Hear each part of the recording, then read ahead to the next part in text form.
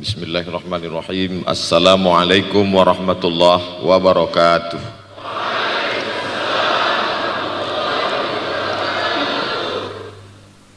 Alhamdulillahi wa kafa, wassalatu wassalamu ala al-habibil mustafa wa ala alihi wa ashabihi ahli tuqa wal wafa. Subhanaka la ilma lana illa ma 'allamtana innaka antal alimul hakim. Rabbi shrah li sadri wa yassir li amri wahlul 'uqdatam min lisani yafqahu qawli. Yang sama-sama kita hormati bapak-bapak wakil rektor, tidak dapat saya sebutkan satu persatu, ketua takmir masjid, hadirin hadirat jamaah fardhu subuh, bil khusus adik-adik mahasiswa mahasiswi, insyaallah kita semua dimuliakan Allah Subhanahu wa taala. Man shallas subha fi jama'atin, siapa yang salat subuh berjamaah, faka'annama shallal laila kullah, dapat pahala seperti salat sepanjang malam. Berarti kita sudah salat sepanjang malam, tapi tetap besok malam tahajud. Jangan karena sudah salat subuh berjamaah lalu tidak lagi tahajud, apalagi yang memang tak pernah tahajud, dan ini dijadikan alasan. Besok kalau ada orang membangunkan dia, bangun salat tahajud, man shallas subha fi jama'atin faka'annama shallal laila kullah. Man shallas subha fi jama'atin, siapa yang salat subuh berjamaah, kana fi zimmatillah.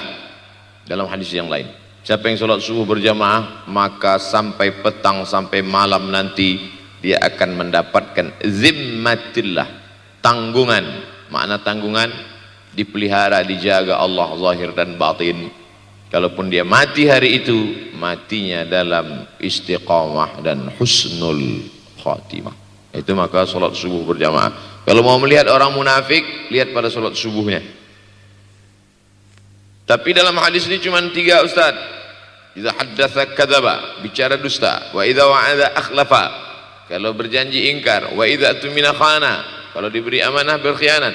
Dalam hadis lain, kalau sudah dilihat orang salat subuh berjamaah, insyaallah diselamatkan dari nifaq, kemunafikan dalam hatinya. Munafik diambil dari 3 huruf, nafaqa, nafaq, tunnel, terowongan, 2 pintu, ada pintu masuk, ada pintu keluar, punya 2 wajah, berbeda zahir, berbeda batin, tapi salah satu tanda adalah pada salat subuh. Mudah-mudahan Allah menyelamatkan kita dari sifat munafik.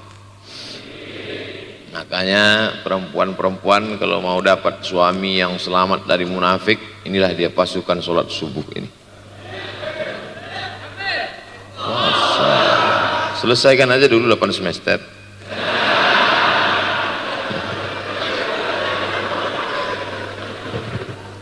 Imam Abu Ja'far Al-Barzanji menulis dalam syairnya, walamma tamma min hamlihi, ketika sempurna hamil Aminah, syahrani 2 bulan, ala ashhuril aqwalil marwiyah, menurut riwayat yang masyhur, tufiya bil madinatil munawwarati abuhu Abdullah, meninggallah abuhu, bapaknya, bapak Nabi Muhammad sallallahu alaihi wasallam, Abdullah bin Abdul Muttalib bin Hashim bin Abdi Manaf bin Qusay, di kota Al-Madinah Al-Munawwarah. Ketika itu usia Nabi 2 bulan dalam kandungan.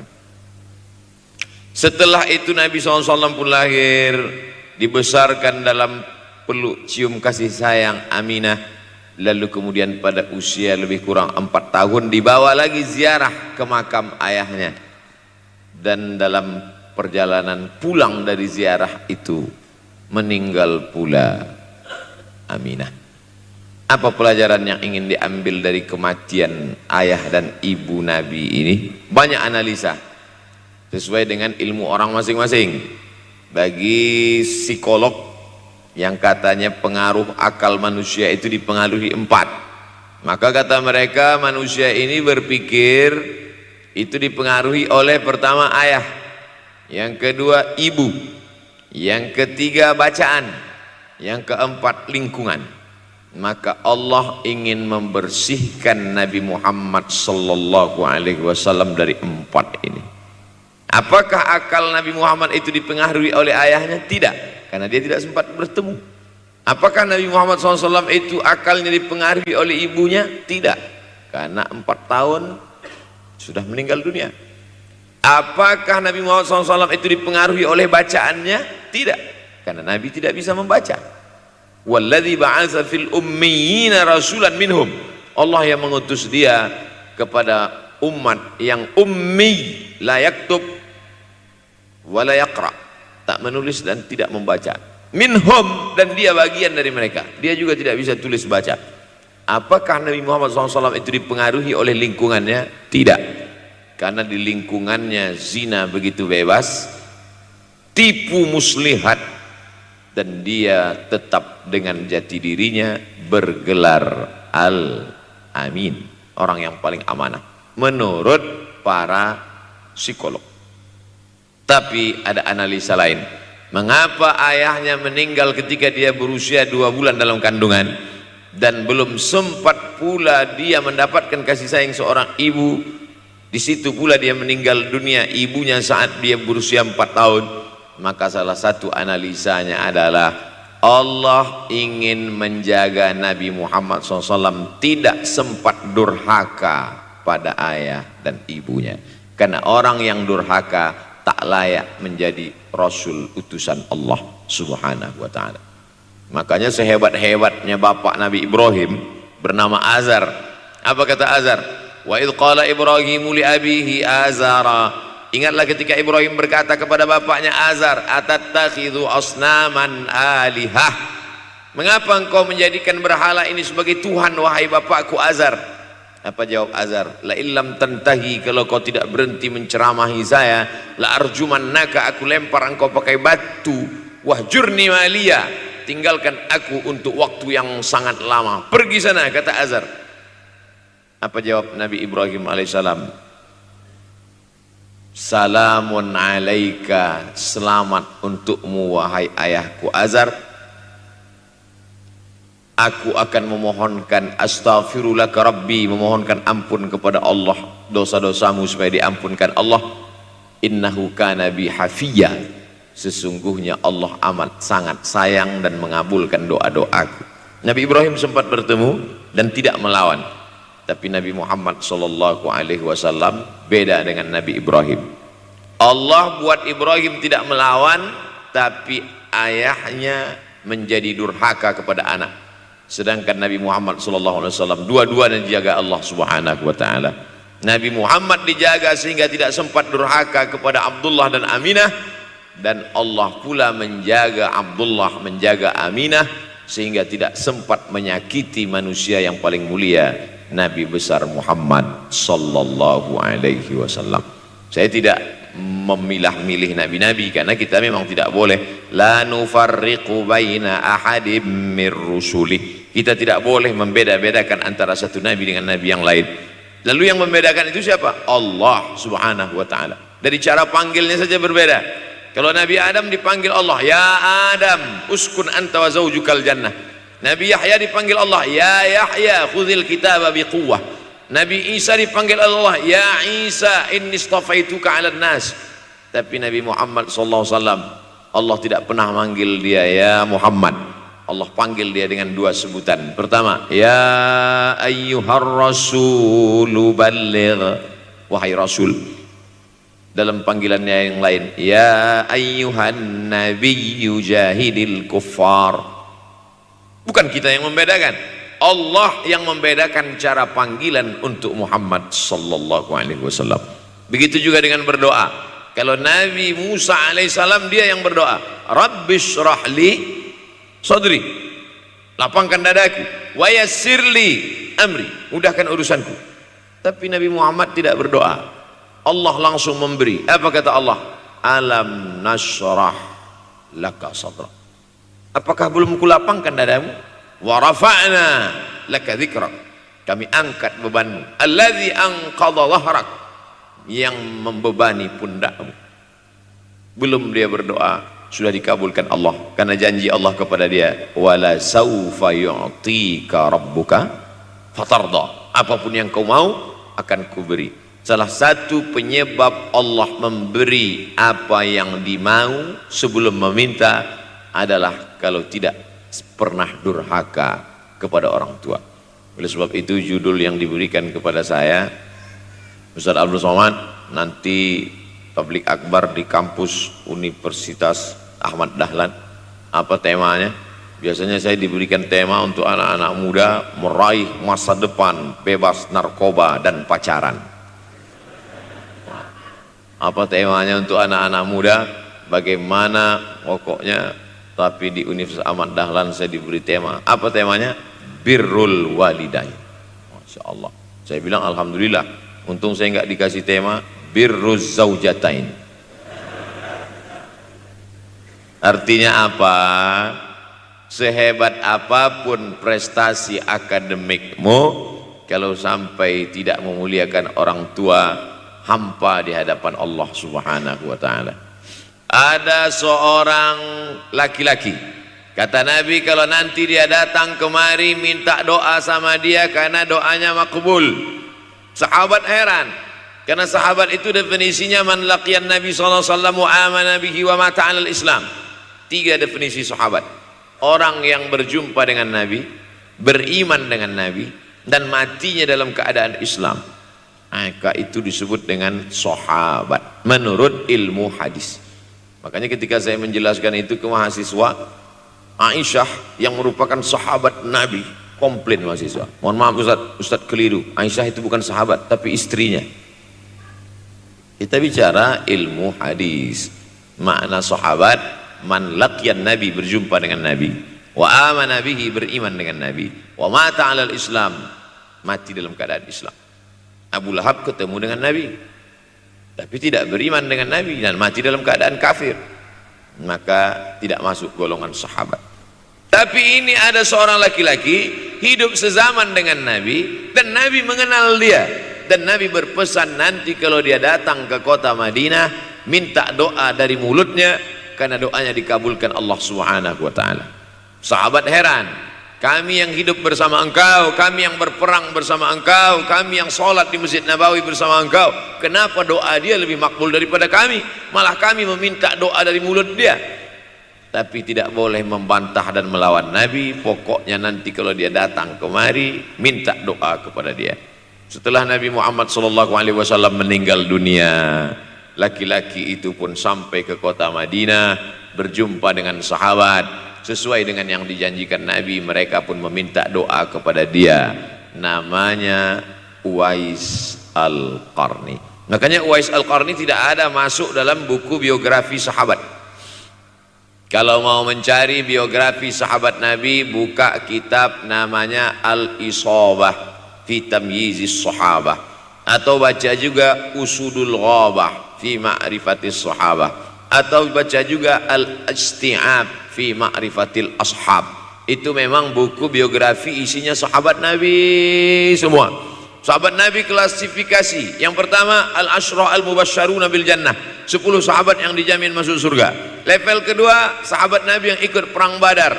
Berikutnya sahabat Nabi yang masuk Islam sebelum hijrah. Berikutnya barulah ujung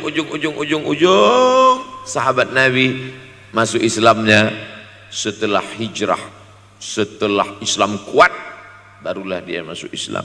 Tapi nama Uwais Al-Qarni tidak ada di dalam, karena dia tidak cukup syarat untuk menjadi sahabat, karena dia tidak pernah berjumpa langsung dengan Nabi Muhammad sallallahu alaihi wasallam. Tapi kenapa doanya makbul? Ternyata dia tidak berjumpa dengan Nabi bukan karena dengki, bukan karena musuh, bukan karena tidak beriman. Dia tidak jumpa dengan Nabi, salah satu sebabnya adalah karena dia menjaga ibunya di Yaman. Makkah di tengah, Yaman di bawah, Syam di atas, negeri Syam. Tak ada hubungan dengan negeri paman Syam. Syam di atas, Yaman di bawah, Makkah di tengah. Li'ila fi Quraisy, perjalanan orang Quraisy. Ila fihim rihlatash shita'i was-shayb, perjalanan syita musim dingin, saif musim panas. Musim dingin mereka ke Yaman, musim panas mereka pergi ke negeri Syam. Kenapa dingin ke Yaman? Karena Yaman ini kalau musim dingin tidak terlampau dingin, salju tidak turun.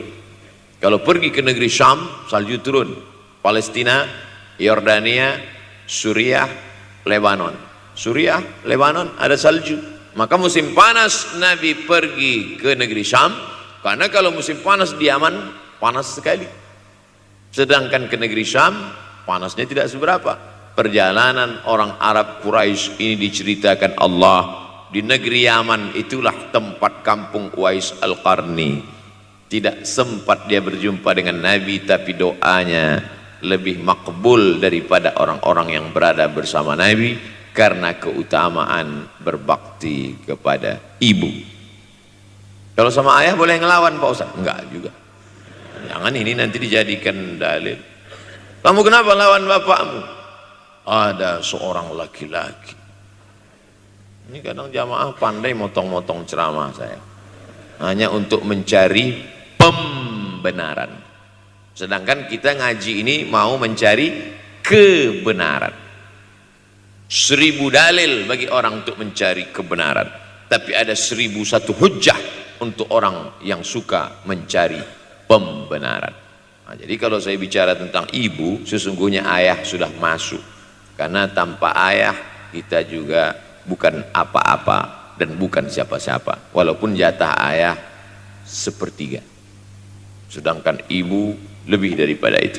Man ahaqqun nas bi husni suhbati, siapa orang yang paling layak mendapatkan baktiku ya Rasulullah? Ummuka. Summa man, siapa lagi? Ummuka. Summa man, siapa lagi? Ummuka. Summa man, abuka. Itu yang menyusun itu Nabi SAW, bukan saya. Itu makanya ibumu, ibumu, ibumu, bapakmu. Kenapa Nabi 3 kali? Kenapa Nabi menyebut laki-laki 1 kali, perempuan 3 kali? Karena ibumu mengandung, ibumu melahirkan, ibumu menyusukan. Siapa yang mau dapat 3 kali? Coba yang 3 ini. Mengandung, melahirkan, menyusukan. 3 ini belum bisa dilakukan oleh laki-laki dimanapun. Adapun merubah wajah sudah bisa. Makanya ada lady boy, wajah lady, betis boy. Tapi untuk mengandung tidak bisa. Ana Rahman, aku ini Rahman, kata Allah. Syaqaqtur rahim wa ja'altu lahu isman min ismi. Aku ciptakan satu makhluk di dalam perut perempuan, maaf, namanya rahim, dari namaku. Ini yang belum bisa dibuat dokter dimanapun di dunia ini, menciptakan rahim, belum bisa. Andai terpecah rekor ini, maka kebanggaan luar biasa bagi LGBT. Tidak bisa, sampai hari kiamat tidak akan bisa, janji Allah. Karena Allah mengatakan dalam hadis qudsi, Ana Rahman ja'altu lahu isman min ismi. Maka ada satu makhluk dalam perut perempuan yang diciptakan, diambil dari Asmaul Husna. Sehebat-hebatnya laki-laki, dari ujung rambut sampai ujung kaki tidak ada di tubuhnya ini yang diambil dari Asmaul Husna, tak ada. Bahwa namanya dari Asmaul Husna ada, Abdus Somad, itu dari Asmaul Husna. Tapi ada makhluk di badannya diambil dari Asmaul Husna, itu hanya ada pada perempuan. Oleh sebab itu perempuan luar biasa. Makanya kampus Universitas Ahmad Dahlan memuliakan perempuan. Mana perempuan? Di atas letaknya. Masya Allah. Makanya saya tidak terlalu berani mendongak ke atas. Begitu hebatnya perempuan. Perempuan adalah ibumu, perempuan adalah istrimu, perempuan adalah anakmu, perempuan adalah adikmu. Maka saat engkau memuliakan perempuan, engkau sedang memuliakan 4 aspek dari kehidupan. Ketika Nabi Muhammad SAW diutus Allah ke atas muka bumi ini, salah satunya adalah mengajarkan manusia bagaimana menempatkan pada posisinya. Posisi dia adalah tempat kita menumpang. Ketika ada seorang laki-laki yang sudah sukses diwawancarai, siapa orang yang paling berjasa dalam hidup Anda? Dulu waktu saya merantau ke Yogyakarta, belum ada apa-apa. saya sempat numpang di rumah dia selama 4 bulan, kata seorang artis dalam sebuah wawancara. Begitu bangganya dia berkata, itulah orang paling berjasa kepada saya karena saya sempat numpang di rumahnya 4 bulan. Tapi ada yang dia lupa, bukan rumahnya yang kau tumpang, bukan ruang tamunya yang kau diami, sempat numpang di perutnya 9 bulan 10 hari. Tak pernah kau sebut. Angkat tangan yang tidak menumpang di rahim, langsung dari planet Mars langsung kemari. Enggak ada. Mr. Bean yang kita semua sehebat apapun pernah menumpang di perutnya. Oleh sebab itu makanya dosa yang paling mengerikan adalah kalau ada orang jual sabu-sabu, peminum khamar, di dunianya bahagia, happy, senang. Itu Ustaz, pengedar narkoba, hidupnya aman, adem, ayam, tentram. Di akhirat azabnya baru diberikan Allah Subhanahu wa taala. Ada orang yang pelakor senior,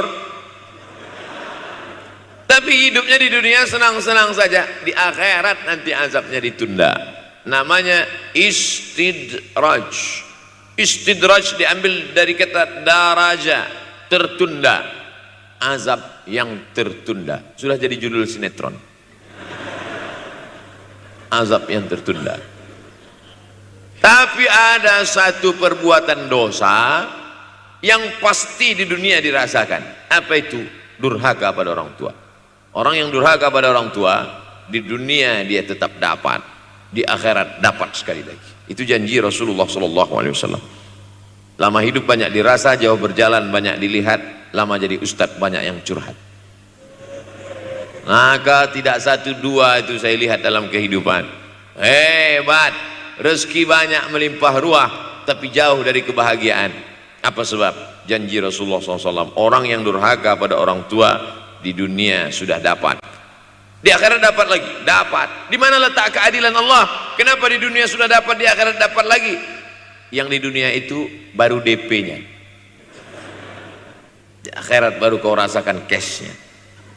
Oleh sebab itu jangan pernah melawan pada orang tua, jangan pernah melawan. Apapun kata dia, jurus menghadapi orang tua ini tidak banyak, 3 saja. Kalau dia marah-marah, kalau dia cerewet, kalau dia ngamuk-ngamuk, pertama diam. Pulang kampung marah dia. Saya bolak-balik kirim uang belanja, kenapa kamu IP-nya 2,0? Diam. Yang kedua, diam. Yang ketiga, diam. Kalau belum bisa membahagiakan, jangan susahkan dia. Kalau belum bisa menunjukkan prestasi, jangan susahkan hatinya. Jangan sampai belum ketemu dengan wajah kita pun dia sudah susah hati. Baru nama kita muncul di HP-nya, kumat darah tingginya. Bunyi handphone dia lihat nama kita di situ, langsung berubah detak jantungnya. Karena ternyata bukan nama kita di situ dia buat. Siapa? Troublemaker. Oleh sebab itu jangan susahkan orang tua. Saya tidak ujuk-ujuk langsung jadi ustadz. Saya sempat jadi mahasiswa. Mahasiswa terlama di dunia. Saya kuliah di Mesir tahun 1998 sampai 2002. 4 September 1998 menginjakkan kaki di Kairo. November pulang tahun 2002. Tidak pernah sekalipun saya menyusahkan orang tua saya. Tak pernah saya minta uang pada mereka. Sampai almarhumah emak saya bertanya, kau makan apa di sana? Makan nasi, saya bilang. Dari mana dapat uang? Beasiswa saya cukup, mak. 162 pon. 50 untuk makan, 50 untuk rumah, tinggal 62. 20 dibagi lagi untuk ongkos, 20 untuk buku, 20 disimpan, mana tahu demam sakit nggak ada uang. Sampai pulang. Sampai akhirnya dia kasih tanya, gimana caranya ngirim uang supaya nanti di akhirat kalau Allah bertanya, pernah nggak ngirim uang? Pernah. Ya, saya tak mau menyusahkan. Saya menganggap kalau nanti saya minta hatinya susah, kalau nanti saya banyak minta saya tak bisa balas, maka saya bukan berarti mengajak adik-adik tidak minta uang. Saya paham tak semuanya dapat beasiswa, artinya minta. Cuman kalau minta ya pulang nanti sampaikan ke orang tua, saya sudah dengar ceramah Ustaz Somad maka saya tidak minta lagi, mah tidak.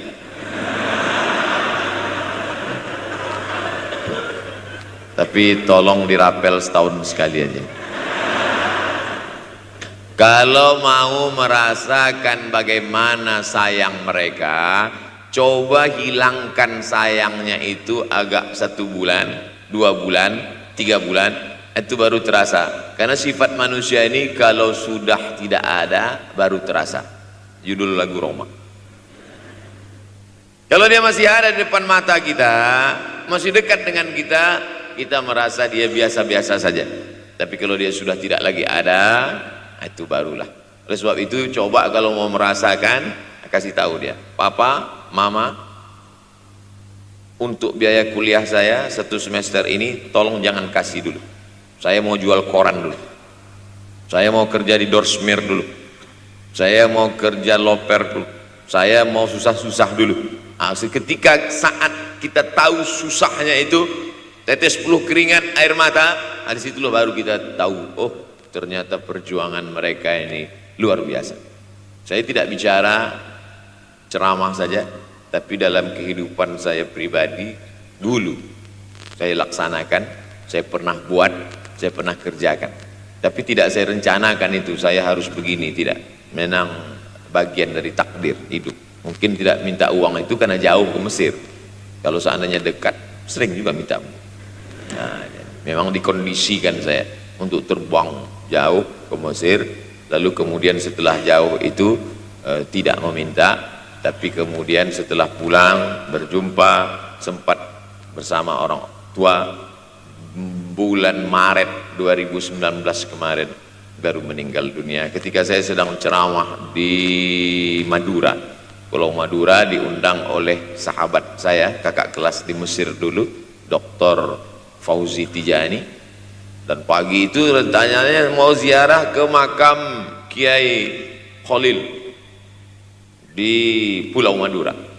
Begitu mau ziarah langsung dapat SMS segera pulang karena orang tua meninggal dunia. Akhirnya saya langsung ke airport Surabaya dan langsung pulang. Sebelum malam sudah tiba pemakaman. Artinya apa?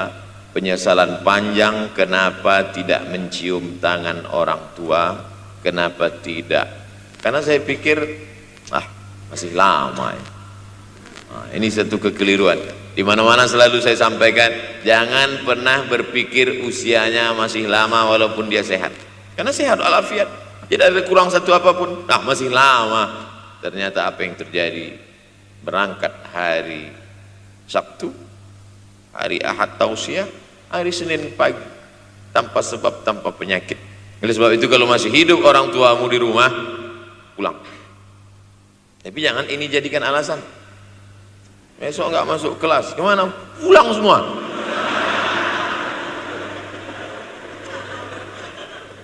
Pulang sesuai dengan kondisi, situasi dan keadaan. Pulang.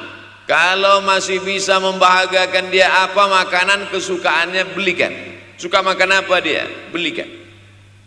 Itu yang dia inginkan.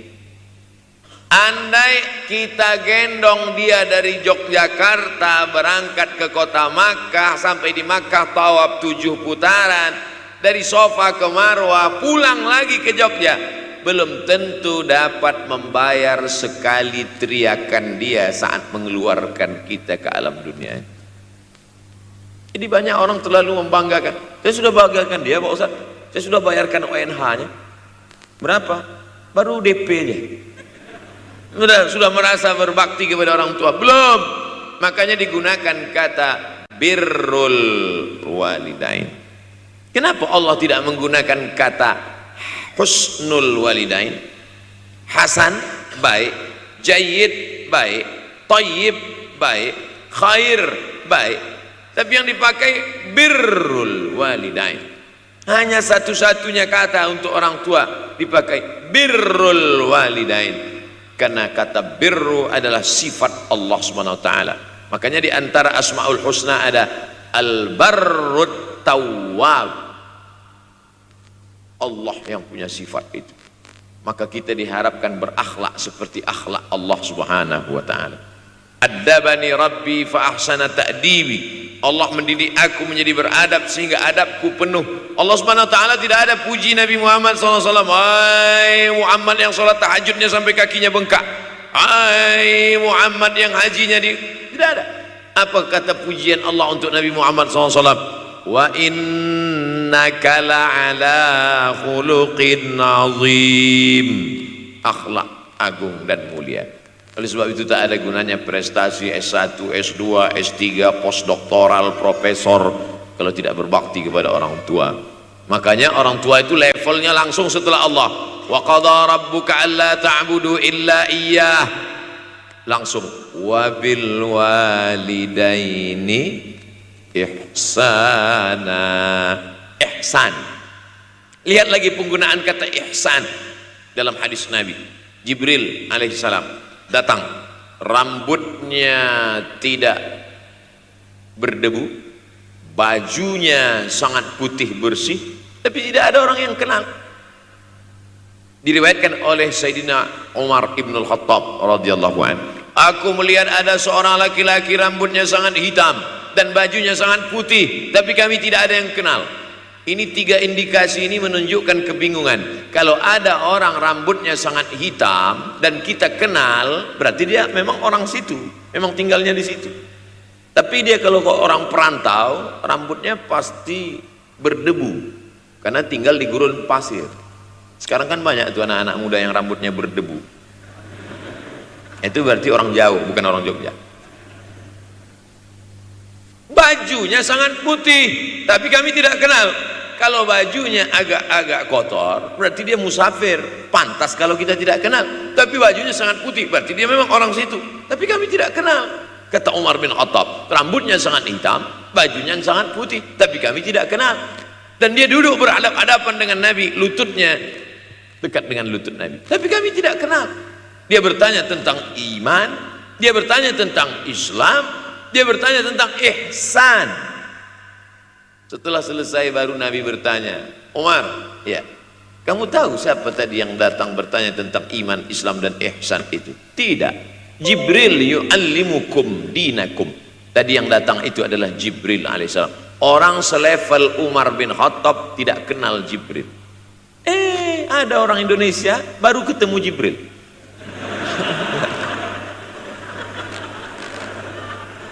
Umar bin Khattab kalau lewat di suatu jalan, kalau Umar bin Khattab lewat jalan Sudirman, maka setan lari ke jalan lain. Ini ada orang satu perjalanan sama setan, ngaku kenal dengan Jibril alaihissalam. Makanya kalau baca hadis, satu hadis, tapi analisa dari hadis itu banyak sekali. Umar tidak kenal dengan Jibril kecuali setelah Nabi Muhammad SAW yang bercerita mengenalkan. Dari mana Nabi tahu? Nabi dapat wahyu dari Allah Subhanahu wa ta'ala. Tapi ada analisa lain. Apa maknanya? Allah menggunakan kata ihsan untuk orang tua, Nabi menggunakan kata ihsan untuk Allah. Ihsan untuk Allah, anta'budallaha ka'annaka tarah, kau sembah Allah seakan-akan engkau melihat dia. Fa illam takun tarah, kalau kau tidak bisa melihat dia, fa innahu yarak, sesungguhnya dia yang selalu melihatmu. Tidak pernah putus ihsan. Ihsan Allah kepada kita, tidak pernah putus pengawasan Allah. Bagaimana ihsan kita kepada orang tua, tak pernah putus bakti walaupun dia sudah meninggal dunia. Makanya kita tetap membaca walaupun dia sudah masuk liang lahat, jam 2 malam bangun, Rabbil firli wali walidayya warhamhuma kama rabbayani shaghira. Ada seorang sahabat Nabi namanya Sa'ad. Sa'ad sudah jadi bahasa Indonesia. Banyak juga orang Indonesia laki-laki sifat Sa'ad. Orangnya Sa'id, artinya bahagia. Sa'adah, kebahagiaan. Jenenge sapa? Sangadah.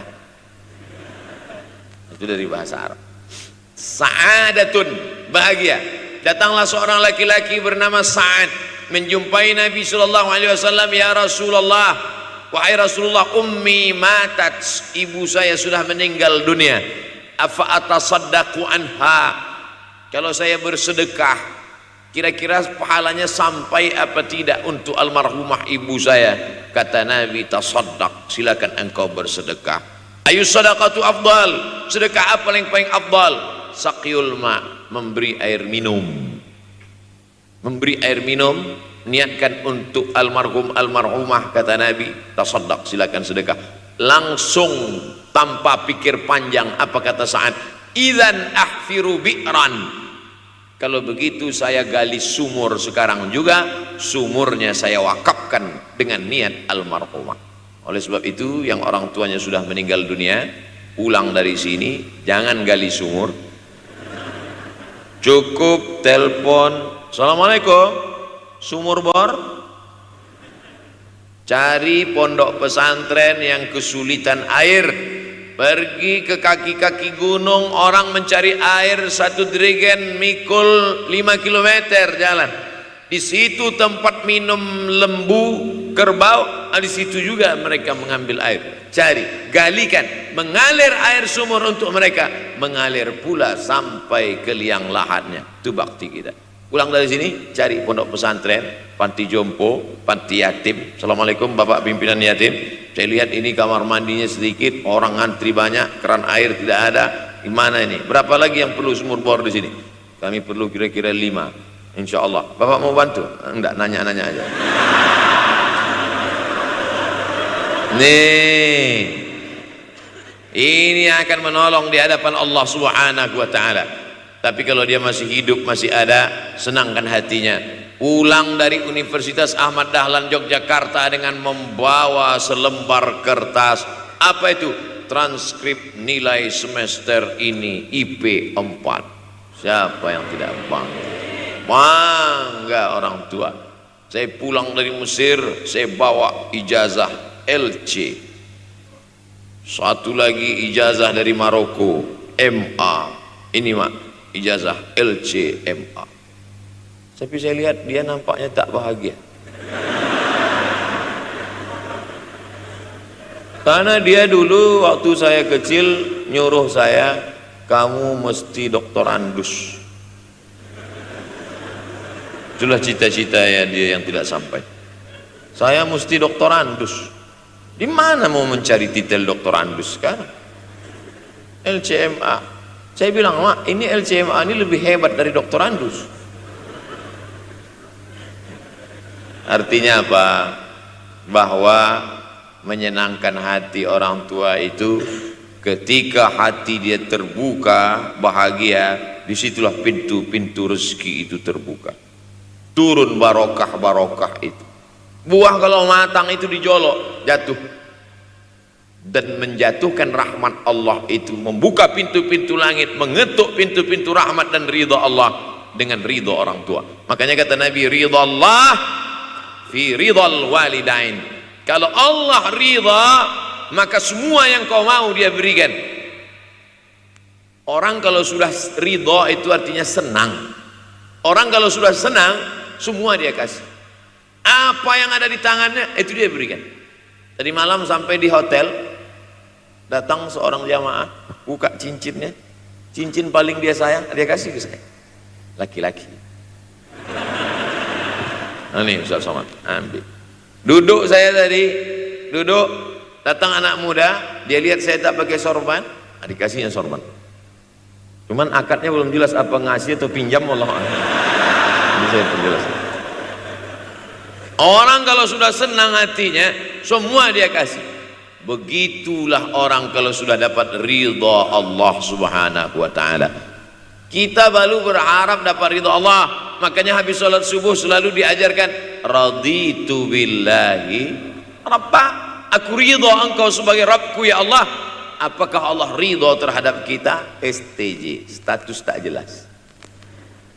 Cara mendapatkan ridho Allah, pancing dengan ridho orang tua, senangkan hatinya, terbuka pintu rezeki. Makanya sulit hidup kita, sempit.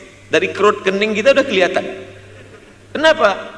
Karena tidak ada ridho Allah, akibat tidak pernah menyenangkan hati orang tua. Senangkan orang tuamu, jadikan dia seperti raja, maka rezekimu akan melimpah seperti rezeki raja-raja. Bukan hadis Nabi, dapat saya dari grup WhatsApp.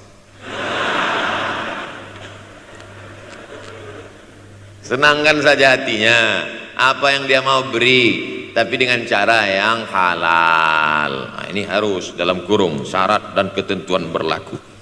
Jangan gara-gara ceramah ini nanti pulang kalian ke rumah, papa, mama, ini ada mobil, ini ada rumah, ini berangkat pergi haji. Wow, orang tua senang, 2 bulan masuk KPK. Innallaha thayyibun, Allah maha suci, la yaqbalu illa thayyiban. Allah tidak menerima kecuali yang suci-suci saja. Wa anfiqu, berinfaklah. Wa anfiqu, bersedekahlah. Wa anfiqu, berwakaflah. Wa anfiqu, berzakatlah. Min thayyibat, yang baik-baik. Yang tidak baik tidak diterima Allah Subhanahu wa taala. Kamu lagi ngapain? Nyuci. Lagi ngapain? Nyuci. Pakai air apa? Air kencing. Begitu kata Syekh Abdul Wahab Asy-Sya'rani dalam kitabnya Tanbihul Mughtarrin. Tanbih, peringatan.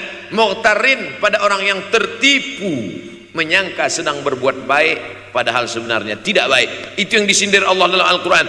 Wa yahsabuna annahum yuhsinuna sun'a. Mereka menyangka sedang berbuat baik. Nah, ini juga tidak betul.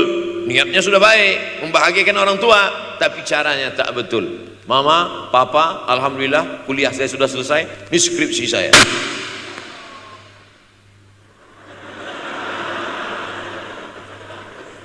Masya Allah. Bayangkan kalau kiamat tiba-tiba terjadi. Begitulah agaknya terkejutnya kita. Kiamat terjadi tapi belum sempat berbakti kepada orang tua. Dosa belum sempat meminta maaf, silap dan salah. Berapa kali kita kencing di kainnya yang bersih, berapa kali dia tidak jadi tahajud gara-gara kita menangis dari isya sampai subuh, pakai pengawet nangisnya. Tapi kita tak pernah sadar itu. Kita menganggap kita di dunia ini dibesarkan angin. Kita menganggap kita ini bangsawan, bangsa yang hidup di awan.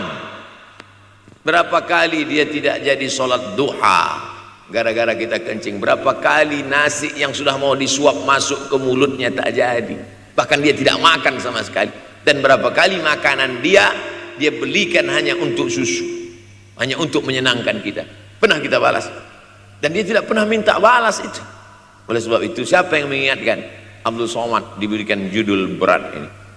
Judul yang paling berat ceramah tentang orang tua, tentang ibu, tentang ayah. Jarang saya mau menerima judul-judul pengajian. Ini pun dikasih tahu setelah sampai di sini. Maka saya belok-belokkan dikit. Air mata udah mau menetes, belokkan lagi. Nanti kalau saya nangis di sini, siapa yang ceramah kalau saya nangis? Oleh sebab itu, maka yang orang tua yang masih ada, beruntung dan bertua, bawakan dia rumah makan. Ada sahabat saya namanya Ustadz Lukman di Pontianak, bukan Kuntilanak. Mereka punya program namanya Bawa Ibu ke Rumah Makan. Keren nama programnya, bawa orang tua ke rumah makan. Nanti hari libur, adik-adik, anak-anakku sekalian libur, bawa ayah, bawa ibu ke rumah makan. Ketika Ustadz Lukman cerita itu ke saya, Ustadz Somad, kita punya program baru nih. Apa nama programnya Ustadz? Bawa ibu ke rumah makan. Alhamdulillah Ustadz Lukman, seluruh rumah makan di Pekanbaru tempat tinggal saya itu, semua sudah saya bawa. Almarhumah saya bawa sup tunjang, saya bawa rendang, saya bawa goreng ayam, saya bawa goreng puyuh, saya bawa. Cuman ada rumah makan ular sawah itu yang tak saya bawa singgah. Lain dari itu sudah saya bawa. Tak ada penyesalan dalam hati. Senangkan hatinya. Apa pakaian yang dia suka? Orang tua itu tidak minta yang besar, asal ada saja. Pulang dari Yogyakarta sampai ke rumah, ini tadi ada nampak sedikit tanda terkenang, kalau banyak makan sendiri.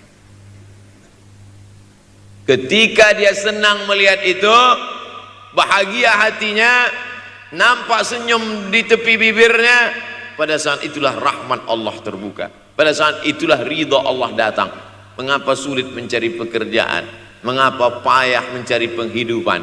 Salah satu yang mempersempit ridha Allah itu adalah karena tidak berbakti kepada orang tua.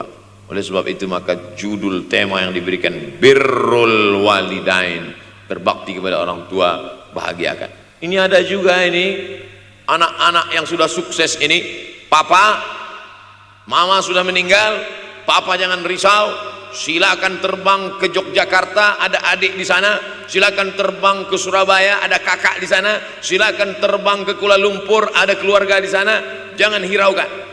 Kata bapaknya, kalian terbangku saja kalian pikirkan, kemana aku hinggap tak kalian pikirkan.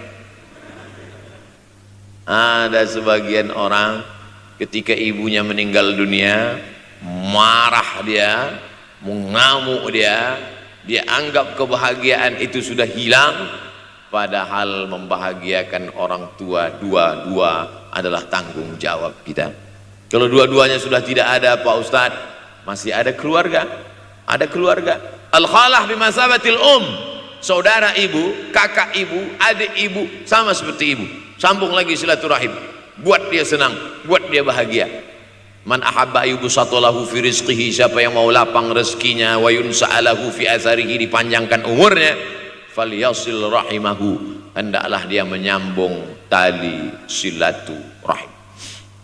Saya ceramah di satu kota. Sampai di kota itu saya melihat rumah besar, megah, mewah, seperti istana. Cuman saya segan mau nanya, gak mungkin saya tanya, Pak, ini hasil dari apa? Saya tengok, saya ngangguk. Kawan-kawan saya yang ikut ke situ seperti ngelihat kucing semuanya. Besar, mantap. Setelah duduk, makan, habis makan, minum, habis itu Sohibul Bait yang punya rumah pun cerita, Ustadz Abdul Somad, iya Pak, dulu ini hanya bambu-bambu yang dikasih daun, yang dikasih terpal. Tempat apa Pak? Tempat ibu saya buat pengajian. Setiap tahun dibuat begitu, pasang tiang-tiang kayu, pasang terpal, daun-daun, pengajian ramai. Sampai akhirnya saya berkata, Bu, pengajian kita hentikan saja, stop, saya tidak sanggup lagi pasang tenda, pasang terpal ini. Tapi akhirnya apa kata ibu saya, nanti setelah saya tidak ada, pengajian ini terus kamu buat. Allah bukakan pintu rezeki Ustaz Somad. Inilah yang terjadi sekarang. Saya belikan orang tua saya itu rantai, saya belikan gelang, saya belikan cincin. Bulan depan saya datang, sudah nggak ada lagi. Mana gelangnya Mak? Nggak ada. Mana rantainya Mak? Nggak ada. Mana cincinnya? Nggak ada. Kemana? Itu kan emas mahal. Sudah saya jual. Untuk apa? Untuk bersedekah ke fakir miskin. Rupanya gelangnya, rantainya itu habis dia berikan sedekah fakir miskin. Tobatkah si bapak untuk berbakti? Tidak. Bulan depan dia belikan lagi. Sampai akhirnya diberikan Allah balasan melimpah ruah. Ternyata ini rahasia dari keberhasilan hidup, karena menyenangkan hati orang tua. Saya tak sebut nama, saya tak sebut lokasi, tapi yang mau berkunjung nanti saya kasih lokasi tepatnya. Saya kasihkan nanti alamat dari Google, saya kasih, supaya melihat secara nyata. Kalaulah rezeki itu hanya diberikan kepada orang yang bersungguh-sungguh, pergi pagi pulang petang, peras keringat, banting tulang, maka tentu yang kaya itu adalah sapi yang membajak dari pagi sampai sore. Kalaulah kekayaan, keberhasilan itu diberikan yang paling pandai memanjat, maka tentu yang kaya itu monyet. Tapi Allah berikan kepada siapa? Yang dia ridhai. Dan penyebab ridha Allah itu adalah karena orang tua yang senang hatinya. Yang sempat durhaka, tidak sempat minta maaf, meninggal dunia dia sudah, apa boleh buat? Kau sudah booking seat di neraka. Yang sudah sempat durhaka, tidak sempat minta maaf, meninggal dunia gara-gara dia pecandu narkoba, pemabuk, pezina, mati orang tua dalam keadaan susah. Berapa kali saya ketemu ibu-ibu selesai pengajian, pergi saya ke tempat parkir, ibu tua 70 tahun menangis. Ibu nangis kenapa bu? Anak saya Pak Ustadz. Kenapa dia? Disuruhnya saya jual tanah. Mama jual tanah. Untuk apa mama megang tanah? Udah tua aja pun jual. Mestinya anak itu yang menyenangkan hatinya di hari tuanya, bukan malah menyuruh jual tanahnya. Jual tanah supaya dia bisa bangun rumah, jual tanah supaya dia bisa menyekolahkan anak-anaknya. Na'udzubillah. Sudahlah tidak membahagiakan, malah menyusahkan. Ustaz, anak saya nyuruh saya jual tanah saya supaya dia senang, supaya dia dapat duit. Gimana nih Pak Ustaz? Mungkin si ibu berharap saya menjawab, ibu sabar aja ya bu, sabar ya. Ibu salah tanya bu, kalau mau sabar cari ustadz lain, ada spesialis sabar, bukan saya. Begitu dia kasih tahu, anak saya maksa saya jual tanah saya. Pak Ustadz gimana? Mana alamat rumah anaknya? Mana? Saya mau datang. Mana? Anak durhaka, neraka jahanam tempat kau.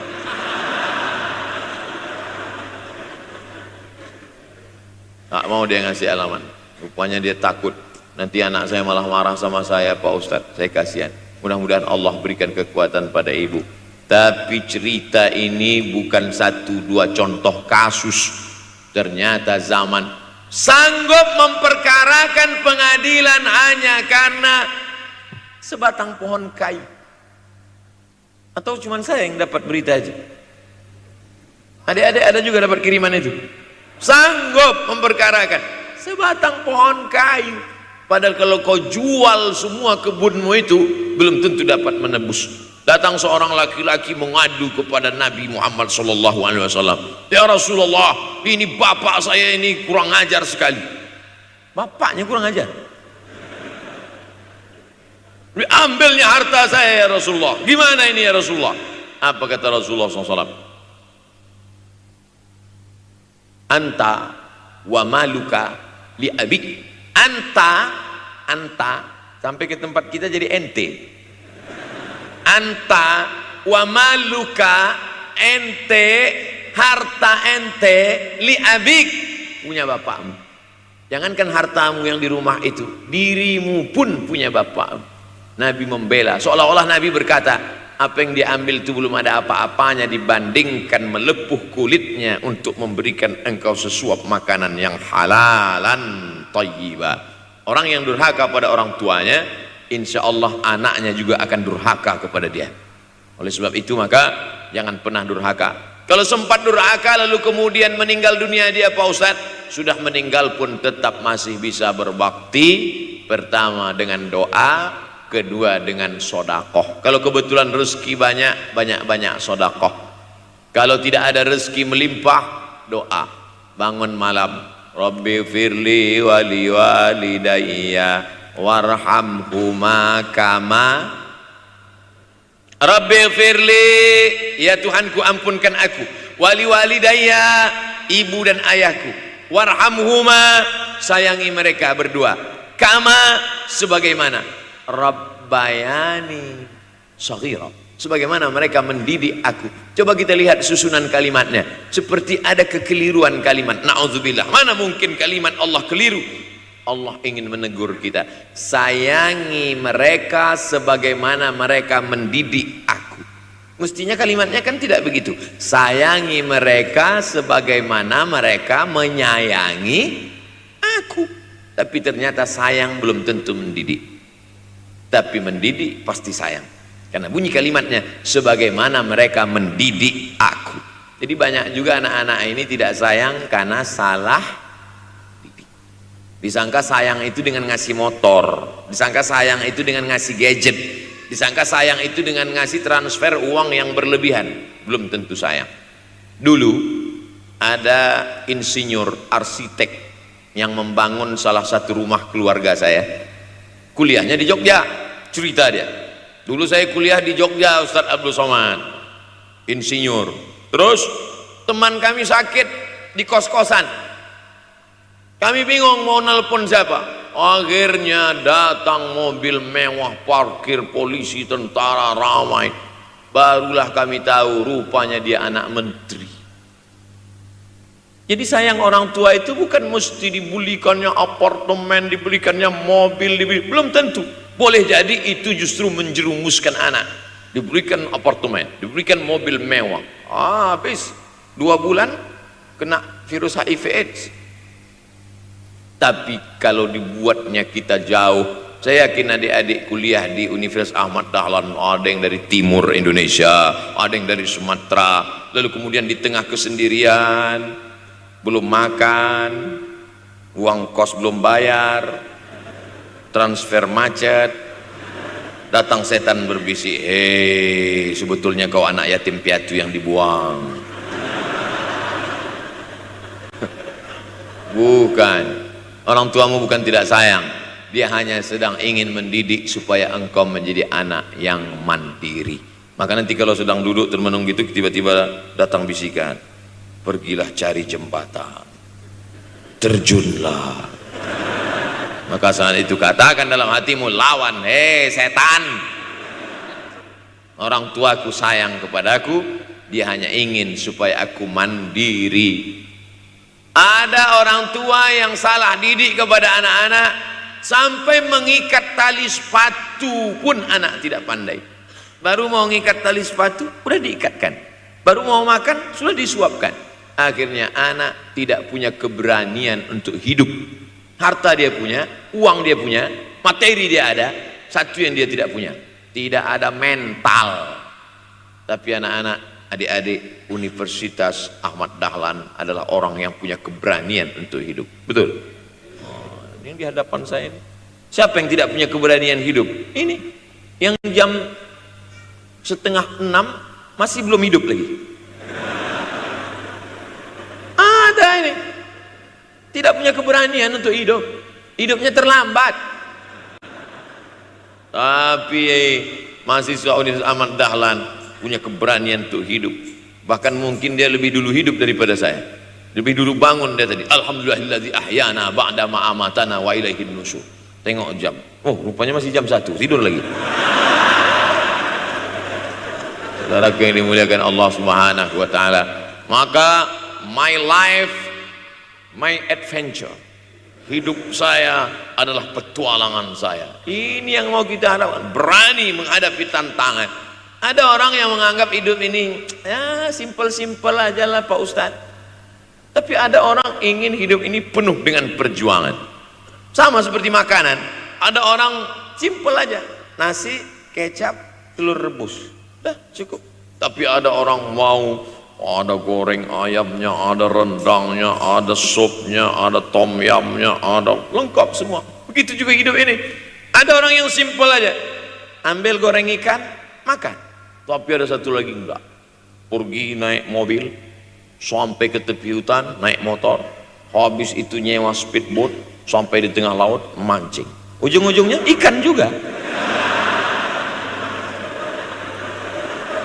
Yang dia nikmati bukan ikannya, tapi yang dia nikmati adalah proses untuk mendapatkan ikannya. Paham? Itu enaknya ngomong sama mahasiswa. Coba kalau yang masyarakat biasa, kita udah capek cerita, selesai ada pertanyaan, Ustadz maksudnya tadi apa ya? Aduh, capek gitu. Saya terus terang kalau ceramah di depan mahasiswa ini bangkit semangat saya lagi. Ini sekarang rasa-rasa umur 24. Tapi begitu nanti sudah mulai agak jauh dari mahasiswa, balik 42 lagi. Nah, makanya saya senang kalau diundang ke kampus-kampus. Saya kalau di Jogja diundang di kampus terus, walaupun nggak semua nerima.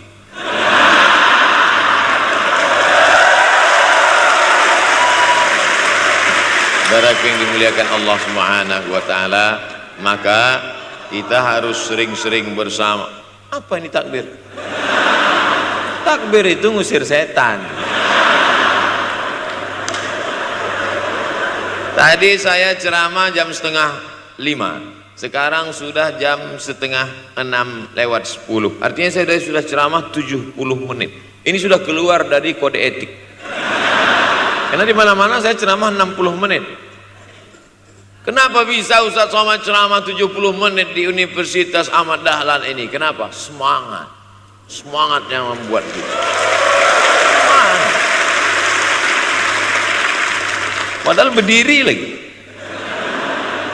tahan, belum sarapan lagi, tahan. Artinya apa? Yang membuat kita kuat itu bukan materi, bukan makanan, tapi semangat. Maka jangan sempat kehilangan semangat, bangkitkan semangat. Semangat terus. Semangatnya apa? Semangat ingin membahagiakan orang tua. Kalau lupa, tulis. Biasanya mahasiswa ini kan suka lupa, tulis di dinding kamar. Semangat bahagiakan calon mertua.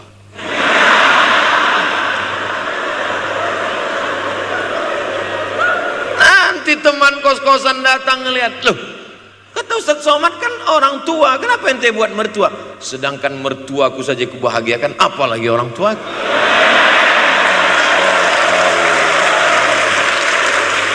Begitu hebatnya. Cuman kadangnya kita hanya mendapat ini hanya di sinetron-sinetron saja.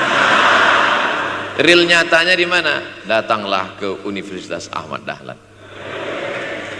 Jadi hidup ini harus ada target yang mau dicapai.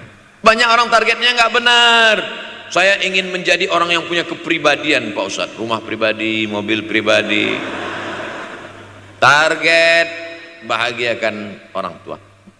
Gaji pertama kalau kerja nanti umroh.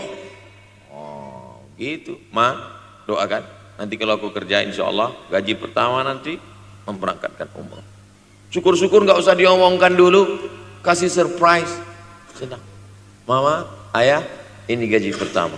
Dia buka tengok 700.000.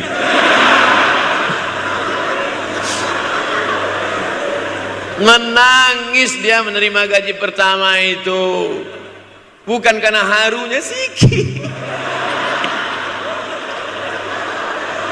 Gitu dia buka amplop, oh kok setitik dong. Haru dia. Kenapa setiap mendapat hadiah dari anak, orang tua selalu meneteskan air mata? Karena kita tidak pernah besar dalam pandangan matanya. Kita sehebat apapun, kita tidak pernah besar di matanya. Di pandangan ibu ayah kita, kita adalah anak kecil yang tapak kakinya 2 jari, panjangnya sejengkal. Maka jangan pernah ceramahi orang tuamu. Jangan mentang-mentang sudah mahasiswa pulang, ayah sini, mama sini, duduk. Assalamualaikum. Nggak bisa.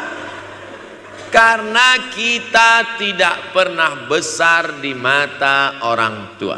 Kita tetap kecil.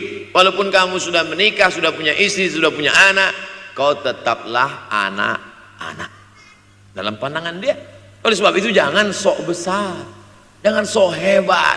Kalau ada pesan yang ingin mau disampaikan, jangan melalui mulut kita, dipinjam mulut orang lain. Tokoh masyarakat, alim ulama, dia ngajinya di mana? Ada yang mau kita perbaiki, jilbabnya mungkin kurang panjang, mungkin ada kebiasaan dia yang kurang baik. Sementara kita udah ngaji, sudah belajar di Universitas Ahmad Dahlan, sudah terpelajar, membuat dia mau menjadi orang baik. Tidak mesti dari mulut kita, pinjam mulut orang lain. Assalamualaikum Pak Kades, pinjam mulut Pak Kades sebentar boleh? Pak Kades, ayah saya kan orangnya baik sama Pak Kades. Iya, nanti kalau saya ngomong dia nggak dengar. Jadi saya mau tolong Pak Kades. Pak Kades, ayah saya sampai sekarang belum sholat Pak Kades. Jadi tolong Pak Kades nasihati dia. Kata Pak Kades, saya juga nggak sholat. Hancur dunia persilatan. Oleh sebab itu senangkan Ini banyak anak-anak yang udah ngaji, yang sudah aktivis masjid, merasa ingin orang tuanya baik, dia sendiri menceramahi, nggak ketemu, nggak connect dia. Ayah sini, orang yang tidak sholat neraka jahanam tempatnya. Sakit hatinya, meleleh air matanya. Sekali kau buat air matanya menetes, maka kau akan berenang dalam kesengsaraan. Jangan pernah buat dia menangis. Kalau dia nangis haru Pak Ustadz, nggak apa. Cuman kita kan sulit membedakan mana air mata haru, mana air mata sedih. Sama-sama bentuknya air mata. Makanya ada ungkapan jangan menangis air mata buaya. Kenapa selalu kalau disebut air mata buaya? Karena memang buaya menangis bukan karena sedih, tapi karena kekenyangan. Buaya kalau habis makan orang, keringat. Buaya itu tidak ada pori-porinya. Kita kalau berkeringat kan keluar pori-pori, ini keluar air. Buaya nggak ada. Satu-satunya tempat air keluar, itulah. Makanya menangis buaya. Keluar air mata buaya. Maka jangan sampai kita nangis karena kekenyangan. Haru dia melihat pemberian kita. Di saat itu menetes air matanya, berdoa, dia memanjatkan doa, mengetuk pintu-pintu langit, terbuka. Masya Allah. Tembus.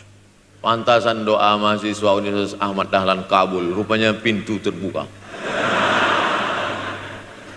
Doa kepada Allah Subhanahu wa taala. Kadang-kadang kita merasa doa kita yang dikabulkan Allah, kadang-kadang kita merasa sok hebat.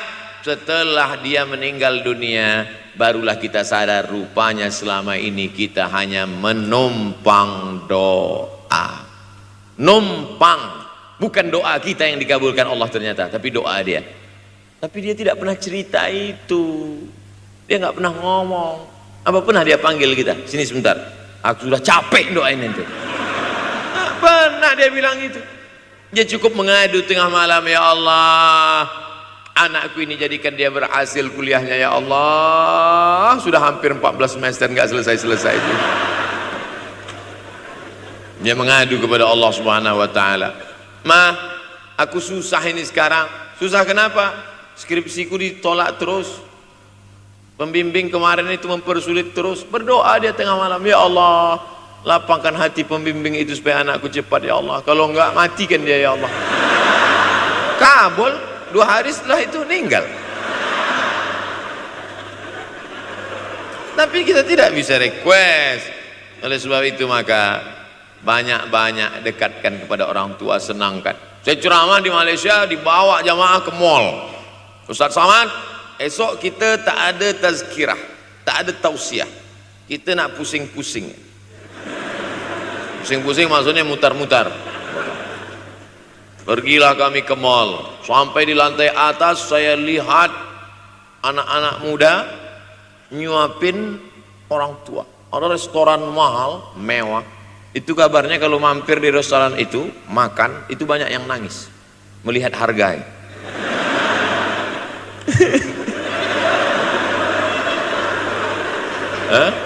Ada saya lihat anak-anak muda yang ganteng-ganteng, perempuan yang cantik-cantik menyuap orang tua. Orang tua yang sudah tak berambut, sudah perempuan tak berambut lagi, rontok saking tuanya, kulit sudah keriput. Duduk. Didorong pakai kursi roda, dibawa ke mall, sampai di situ diberikan restoran tercanggih, termahal, dia sendiri yang menyuapkan makanan. Ternyata bagi saudara-saudara kita Tionghoa, salah satu mengundang berkah menyenangkan orang tua. Itu keyakinan mereka. Kok kenapa yang dikasih makan? Ya oke lah. Ajaran kita mengajarkan tapi kita tak amalkan. Ketika tetangga, kawan, sahabat kita mengamalkan, rezekinya melimpah, baru kita heran. Dia kok kaya ya? Iyalah, dia kan punya tuyul. Tuyul mana bisa bawa duit banyak? Nih keberkahan. Oleh sebab itu jangan cuma sekedar ngaji-ngaji aja. Pulang dari sini, kalau memang tinggal di Yogyakarta atau di luar nanti pas liburan, sisihkan uang, bawa dia ke mall, bawa dia ke restoran, senangkan hatinya, bawa dia jalan-jalan. Cuman tetap juga yang logis. Kalau dia udah tua, janganlah dikasih kacang goreng. Sesuaikanlah, agar-agar kasih. Ya nggak perlu dikunyah. Kiri kanan gol, kiri kanan gol. Orang tua bawa kasih kacang, menyiksa itu. Saudaraku yang dimuliakan Allah Subhanahu wa taala, kenikmatan yang terbesar adalah ketika orang tua masih ada bersama kita. Kalau sudah tak ada, nanti saat Idul Fitri, Allahu Akbar, Allahu Akbar, Allahu Akbar, la ilah, barulah menetes air mata. Mama. Saya kalau sudah menengok orang menangis terlalu berlebihan mengenang orang tua, ini pasti ada, kalau bahasa kampung kami, something wrong. Ini pasti ada sesuatu ini. Karena orang kalau sudah habis tumpah, dia tidak akan menetes lagi. Tumpahkan kasih sayangmu itu sampai habis ludes, dia tidak akan menetes lagi. Tak ada penyesalan, karena semua sudah kita berikan. Kalaupun menangis hanya tetesan kasih sayang. Tapi kalau sampai mencakar dinding, mama, ini pasti. Saya kalau ada orang yang menyesal sampai mencakar dinding, mau saya antukkan aja kepalanya ke dinding. Dulu waktu hidup kenapa enggak waktu? Sekarang udah mati baru kau menangis kan? Senang kan?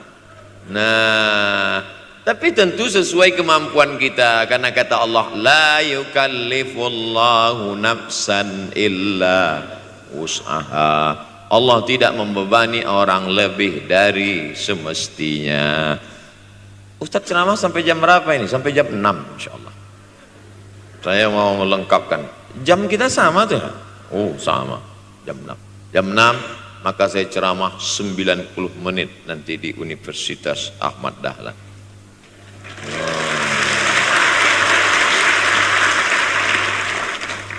Berceramah di Universitas Ahmad Dahlan merupakan suatu kebanggaan bagi Abdul Somad.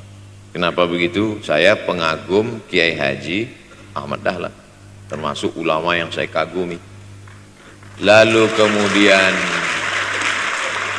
apa kekaguman di antara kekaguman Ustadz terhadap Kiai Haji Ahmad Dahlan? Beliau punya keberanian untuk melawan arus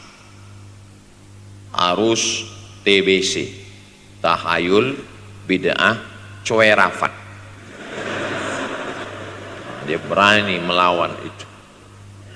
Dan akhirnya, dan beliau tidak membangun ketokohan. Tidak yang dibangkitkan itu Ahmad Dahlannya, tapi yang dibangkitkan itu metodenya.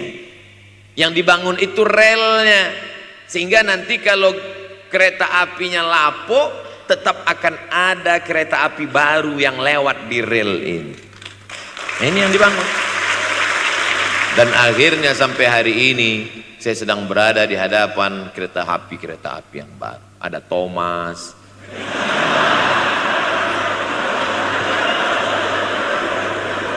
Kok Ustadz tahu Thomas? Anak saya paling suka itu. Satu koper kereta api. Artinya apa? Bangun rel, maka akan ada lokomotif baru. Dunia boleh berganti, zaman boleh berubah. Idza waqa'at ala ahadikumul qiyamah, kalau kamu sudah mau mati, wa fi yadihi fasilah, di tanganmu ada bibit korma. Sudah mau mati, di tangan ada bibit korma. Apa yang kita lakukan? Ada sebagian orang kalau sudah mau mati, ya wes gua aja lah. Kalau di tanganmu ada bibit korma, gali-gali tanah sedikit, tanamkan.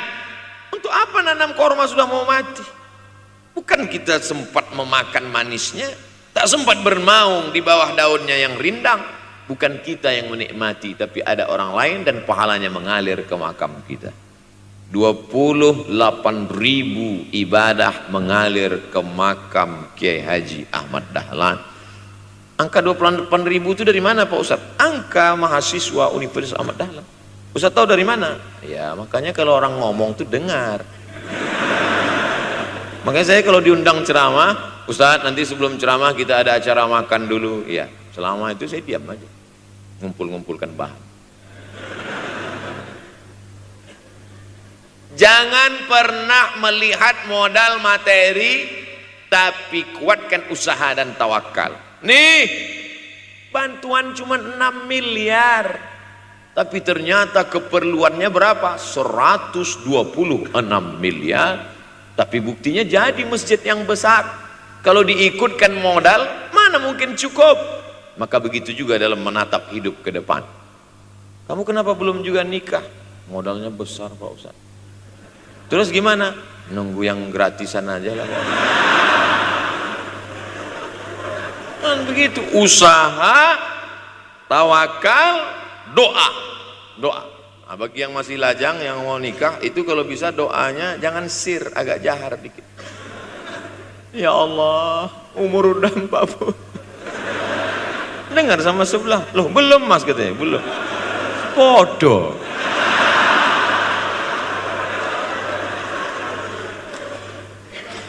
Kira-kira rezeki itu Allah yang ngatur atau kita yang ngatur? Allah.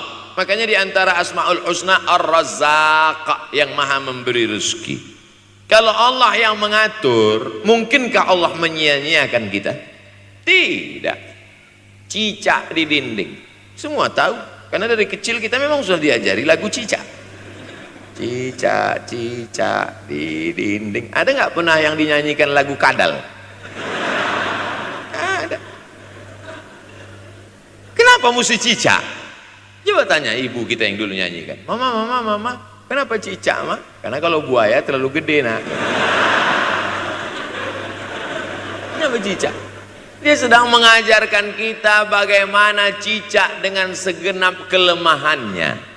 Cicak itu binatang yang lemah, hidupnya aja sungsang. Kita selalu berlawanan dengan cicak. Yang kata kita di atas, kata cicak di bawah. Tapi makanan cicak luar biasa. Apa makanan cicak? Helikopter, nyamuk. Cicak tidak bisa menggunakan tangannya, karena kalau dia pakai tangannya jatuh. Kadang pakai 4 aja jatuh. Selalu kan kejadian eksiden cicak jatuh. Cicak tidak pernah gunakan tangannya untuk makan, karena dia harus berpegang kuat.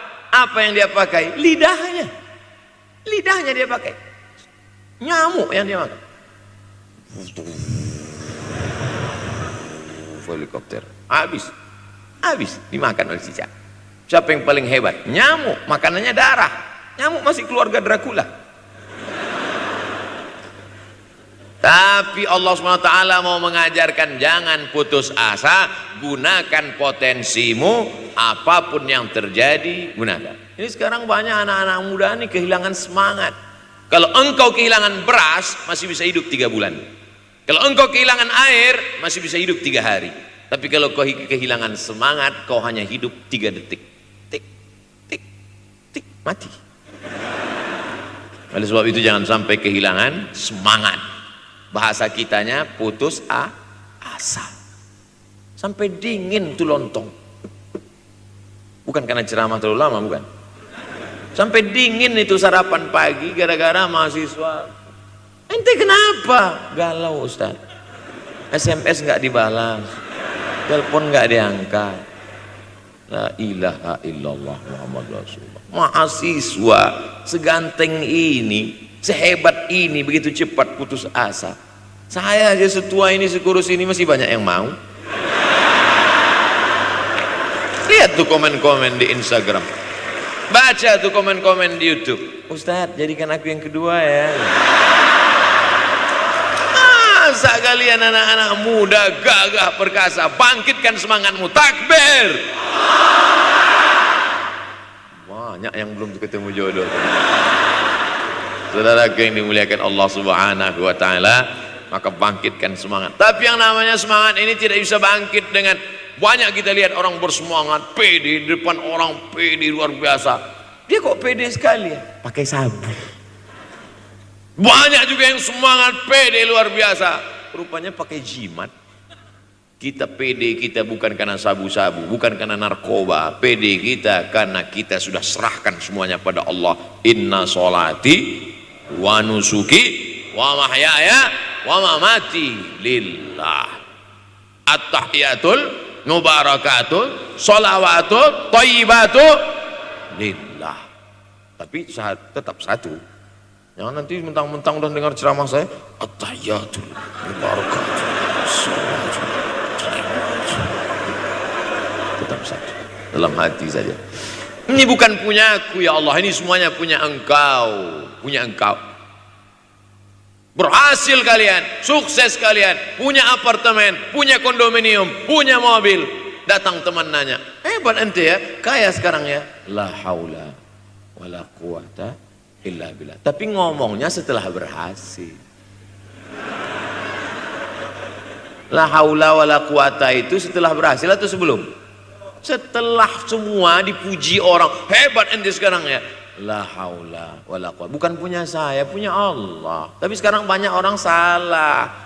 Ente kok enggak kerja? La haula.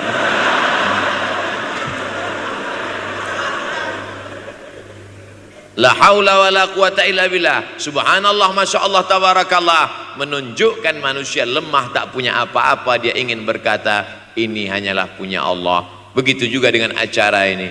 Kenapa acara di masjid? Kenapa acara di kampus kemarin ramai melimpah ruah? Bukan karena panitia, bukan karena Ustaz Abdul Somad, bukan karena baleho yang besar, tapi la haula wala quwata illa billah. Pulang dari sini, bangkitkan semangat, senangkan hati orang tua, kejar prestasi, terus kuliah.